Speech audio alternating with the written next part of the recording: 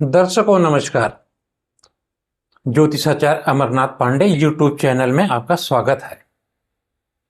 आज का विषय है राहु। राहु की महादशा। तो आज के विषय में हम आपको बताएंगे कि राहु की महादशा में आपको क्या सुझाव दिए जाते हैं और आपको क्या सावधानियां लेनी हैं। तो ये वीडियो दो पार्ट में बनेगा, तो आप लोग वीडियो को पूरा देखेंगे तो आपको समझ में आएगा कि राहु क्या क्या आपके साथ अच्छा और क्या बुरा कर सकता है। राहु एक अशुभ ग्रह है, क्रूर ग्रह है, पापी ग्रह है। उसके अंदर अशुभता है, क्रूरता है, पापी है। क्योंकि वो एक राक्षस था तो विष्णु भगवान ने उस राक्षस के सुदर्शन चक्र से सिर को अलग कर दिया। तो जो सिर है वो राहु है और धड़ जो है वो केतु है। राक्षस था, सुदर्शन चक्र से उसका उद्धार हुआ। तो वो जब उद्धार हो जाता है किसी का तो वो थोड़ा अच्छा सोचना लग जाता है। अब वो राहु किस विषय में अच्छा सोचता है, किस विषय में बुरा सोचता है, आपकी महादशा में कहां बैठा हुआ है, ये सब मैं आपको इस वीडियो में बताता हूं। तो राहु एक बढ़ोतरी का ग्रह है। जैसे आपकी थोड़ी सी इच्छा है, इच्छा के भाव में बैठ गया, आपकी इच्छाएं बढ़ा देगा। आपके बुद्धि के भाव में बैठ गया, बुद्धि थोड़ी है, बुद्धि बढ़ा देगा। धन के भाव में है, धन बढ़ा देगा। लेकिन राहु कहां है वो उसके ऊपर डिपेंड करता है। कुंडली में और भी फैक्टर हैं, और भी चीजें हैं, युतियां होती हैं, दृष्टियां होती हैं, बहुत सारे नियम होते हैं। लाखों तरह के श्लोक हैं, लाखों नियम हैं। कौन सा नियम आपकी कुंडली पर लगता है वो थोड़ा अलग हो जाता है। तो राहु की महादशा में लोग बहुत डरते हैं कि मेरी राहु की महादशा आ गई। जितने लोग हमसे पूछते हैं, हम कुंडली दिखाते हैं, हम कहते हैं राहु की महादशा है, घबरा जाते हैं। घबराने की कोई बात नहीं है। ग्रह है, अच्छा भी करता है और बुरा भी करता है। अच्छे भाव में है अच्छा करेगा, बुरे भाव में है बुरा करेगा। फिर आपके कर्मों के ऊपर भी डिपेंड करता है। लेकिन वो कर्म वही ग्रह कराता है जिसकी दशा होती है। वो अपने हिसाब से आपसे कर्म कराता है। महादशा जिस ग्रह की होती है वो आपका औरा वैसा हो जाता है। तो जब राहु की महादशा आती है तो राहु नेगेटिव ग्रह है, तो आपका औरा पूरा का पूरा नेगेटिव हो जाता है। यहां पे समझने वाली बात है, उस समय किसी ना किसी तरह से आपको अपने को पॉजिटिव बना के रखना है। ये सारी चीजें मैं एक एक राशि और लग्न के विषय में आगे बताता हूं।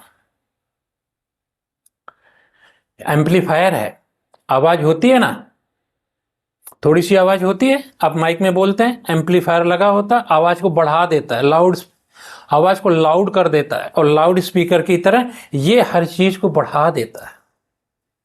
डेविल है, सोच इसकी राक्षसी है, लेकिन उसमें थोड़ा सा अच्छा भी करता है, क्योंकि विष्णु भगवान के सुदर्शन चक्र से कटा है।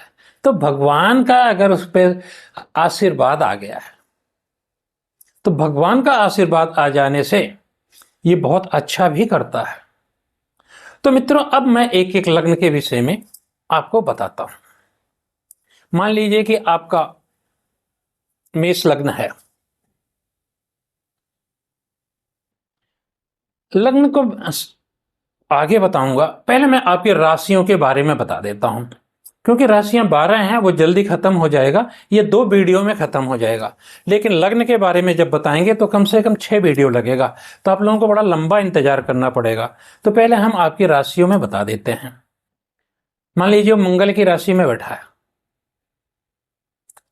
ठीक है, और आपकी महादशा आ गई राहु की। तो मान लीजिए आपकी मेष राशि है या वृश्चिक राशि है, अब राहु की महादशा आ गई तो मंगल पहले ही आग है और राहु जो है उस आग को और बढ़ा देगा। अब वो मंगल आपका अगर लग्न में बैठा हुआ है तो आप अपनी बॉडी को बढ़ाना शुरू करेंगे, मसल को बढ़ाना शुरू करेंगे, दिमाग को, धन को, हर चीज को आप बढ़ाना शुरू करेंगे, अच्छे काम करेंगे। नौकरी करते हैं बहुत अच्छा, आगे आगे प्रमोशन हो जाएगा। व्यवसाय करते हैं बहुत बढ़िया, आगे चलेगा। अगर लग्न में बैठ जाए राहु तो लग्न स्वयं आप हैं, ठीक है, और आप मंगल अगर आपकी कुंडली में अच्छा बैठ गया है तो ये राहु आपको सब कुछ देगा। लेकिन आपने सुना होगा कि बहुत सारे पहलवान होते हैं अपनी मसल बढ़ाने के लिए अजीब तरह की दवाइयां खाते हैं, वो सोच भी आपकी बना देगा और उस तरह की सोच आपकी हुई तो फिर वो आपको नुकसान करेगा। तो क्या करना है ये उपाय मैं आगे बताता हूं। अब मान लीजिए कि ये दूसरे भाव में बैठ गया, शुक्र की धन की राशि है, परिवार का भाव है, धन का भाव है, वाणी का भाव है, मुंह का भाव है, दांतों का है, नेत्र का है। नेत्र खराब कर देगा, परिवार में कलह कराने का। लेकिन ऐसा नहीं है, शुक्र में एक राशि में वो गया हुआ है, शुक्र अच्छे भाव में बैठा हुआ है तो आपके धन की भूख बढ़ा देगा। परिवार की सुख सुविधा के बारे में आप ज्यादा सोचने लगेंगे, धन इकट्ठा करने की हवस बढ़ जाएगी। मेरा बैंक बैलेंस इतना हो जाए, मेरे पास सोने चांदी इतने हो जाएं, हीरे जवाहरात इतने हो जाएं। आपको बोलने की कला सिखा देगा।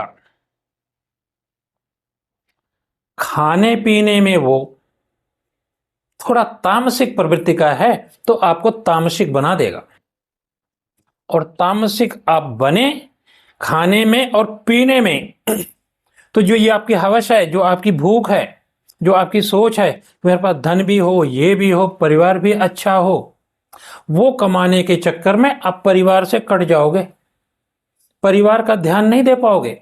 लेकिन कर रहे हो सब कुछ परिवार के लिए, तो परिवार से कट जाओगे तो परिवार सोचेगा अरे ये तो धन के पीछे ही भाग रहा है, हमारा तो ध्यान ही नहीं रखता है।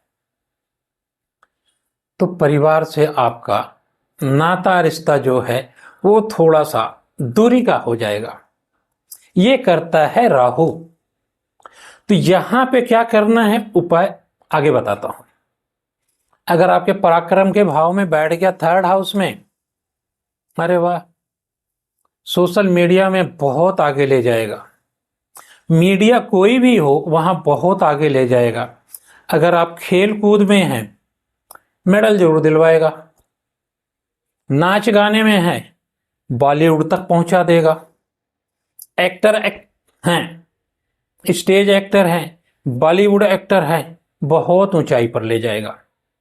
लेकिन वहां जाके आपको घमंड करा देगा, और जैसे ही आप घमंड करें नहीं, फिर ये आपका नुकसान कर देगा, क्योंकि एम्प्लीफाई करता जाएगा। अब सोच बढ़ती जाएगी। डेविल ग्रह है,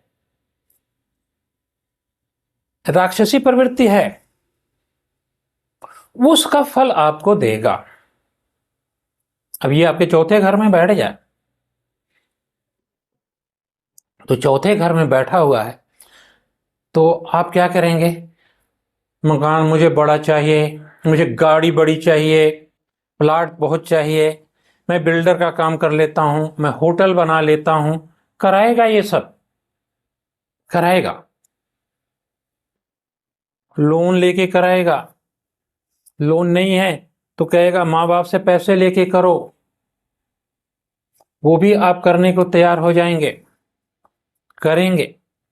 लेकिन थोड़े समय के बाद जाके समय खराब आएगा। जैसे किसी प्रत्यंतर में, अंतर में किसी इससे शत्रु ग्रह आ गया वहीं पे आपकी सोच को ये खराब कर देगा, दिमाग को खराब कर देगा। तो जो आपने कर्ज लिया है उसको भरने में आपको सब कुछ बेचना पड़ जाएगा, गाड़ी मकान सब बिक जाएगा। तो महादशा में ऐसे होता है, आपसे खेती किसानी के काम भी करवाएगा, वहां भी प्रॉफिट दिलवाएगा, लेकिन कुछ हुआ तो या तो सूखा पड़ गया या बरसात आ गई, बरसात इतनी हो गई कि अनाज ही नहीं हुआ। तो कुछ ना कुछ करा देता है। जब आपके दिमाग की सोच कि मैं ही मैं और दूसरा कोई नहीं, वो राहु कराता है। अगर आपकी महादशा में चौथे भाव में बैठा हुआ है तो आप अपनी कुंडली में देखिए कि राहु कहां बैठा है। अब ये पांचवें भाव में बैठ जाए और बुद्धि का भाव है, आपको प्रखर ज्ञानी बना देगा, ज्योतिषी बना देगा, वेदता बना देगा, वेदाचार्य बना देगा, अच्छी मतलब हर हायर एजुकेशन को देगा। यहां ये लक्ष्मी स्थान है, यहां आके हर ग्रह शुभ फल करता है, वो बाध्य है लक्ष्मी जी से, ब्रह्मा जी का वरदान है। आप देखिए आपके पांचवें भाव में तो नहीं बैठा आपकी कुंडली में। अब देखना है पांचवें भाव का स्वामी आपकी कुंडली में कहां बैठा है।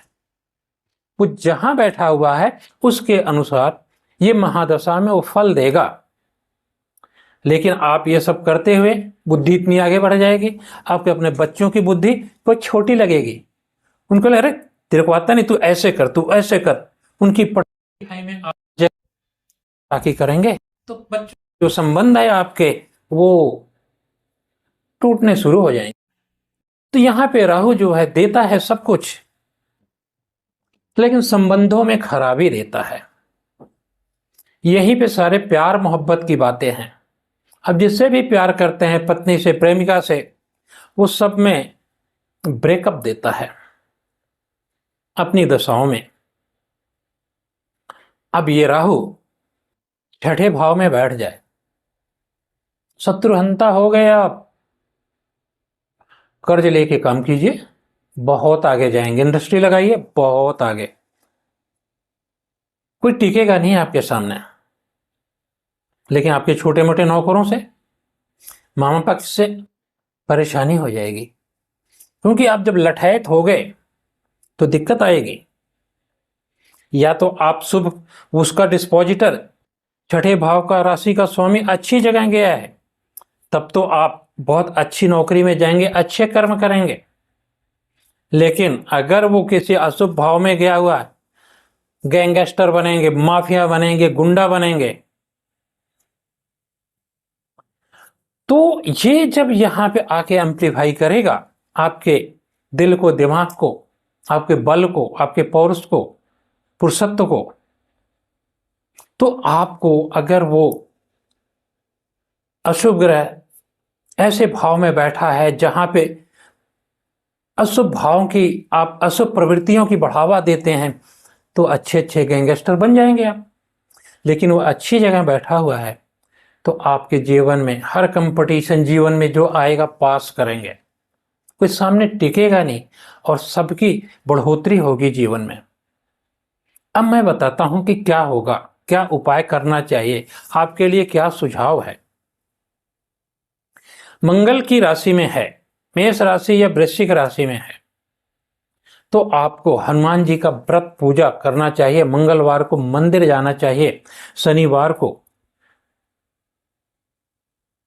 सुंदरकांड का पाठ करना चाहिए। शुक्र की राशि में बैठा हुआ है तो फ्रिक्वेंटली आप देवियों की दर्शन करने चाहिए। अगर बुध की राशि में बैठा हुआ है तो आपको गौओं की, जानवरों की सेवा करनी चाहिए। चंद्रमा की राशि में बैठा हुआ है, आपको प्याऊ खोलना चाहिए। सूर्य की राशि में बैठा है, आपको दान करना चाहिए। तो ये हो गया सजेशन और ये उपाय। तो आप देखिए आपकी कुंडली में कहां बैठा हुआ है, तो मित्रों, मेरे वीडियो को अवश्य सब्सक्राइब कीजिए, क्योंकि जो मैं इस तरह के वीडियो बनाता हूं आपको पहुंचते रहें। लाइक भी अवश्य कीजिए, शेयर भी कीजिए, क्योंकि आप ही लोग हमारा बल हैं। आप सब्सक्राइब करते हैं, लाइक करते हैं, शेयर करते हैं, तो हमें भी आपके साथ जुड़ने की अच्छे अच्छे वीडियो बनाकर देने की इच्छा होती है। तो धन्यवाद वीडियो देखने के लिए, और इसका अगला पार्ट अगले वीडियो में बनाऊंगा। तब तक के लिए धन्यवाद।